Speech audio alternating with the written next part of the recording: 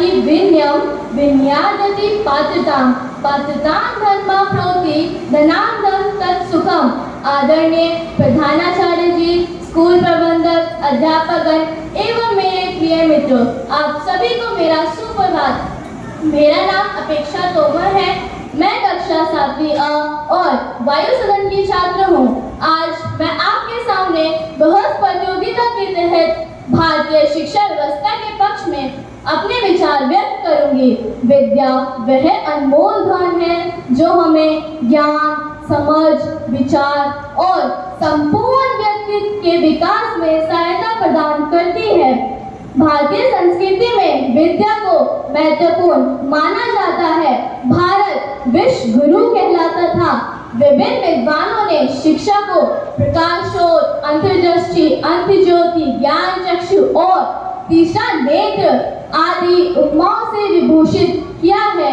उस युग की यह मान्यता थी कि जिस प्रकार अंधकार को दूर करने का साधन प्रकाश है, उसी प्रकार व्यक्ति के समस्त संशयों और भ्रमों को दूर करने का साधन शिक्षा है। प्राचीन काल में इस बात पर बल दिया गया था कि शिक्षा मनुष्य को जीवन का यथार्थ दर्शन कराती है तथा इस योग्य बनाती है कि वह भव सागर की बाधाओं को पार करके अंत में मोक्ष को प्राप्त कर सके, जो कि मानव जीवन का चरम लक्ष्य है।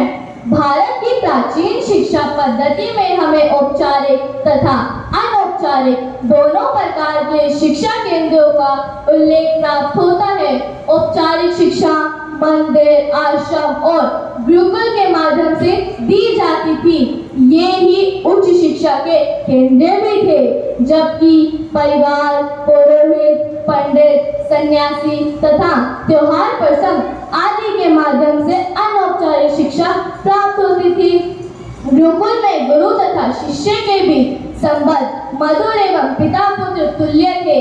प्राथमिक शिक्षा मौखिक ही थी। उच्च शिक्षा केंद्रों में वेदों का अध्ययन किया जाता था। मध्यकालीन भारत में गणित एक महत्वपूर्ण विषय था। दशलोक प्रणाली, शून्य की अवधारणा और अरबी अंकों का उपयोग भी भारत में ही शुरू हुआ था। मध्यकालीन भारत में चिकित्सा भी पढ़ाई जाती थी। आयुर्वेद पर ध्यान था और हर्बल चिकित्सा एवं सर्जरी के बारे में भी छात्रों ने सीखा। छात्रों को कला और संगीत भी सिखाया जाता था। छात्रों ने रामायण और महाभारत जैसी भारतीय महाकाव्यों के बारे में भी जाना।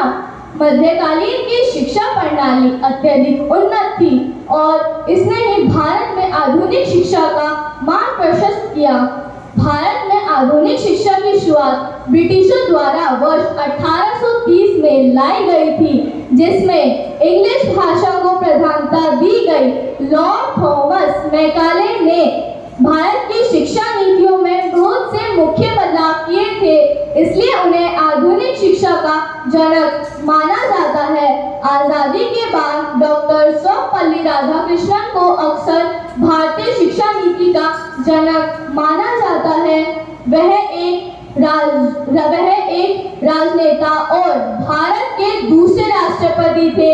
उन्होंने भारत की नीतियों और संस्थाओं को आकार देने में एक महत्वपूर्ण भूमिका निभाई।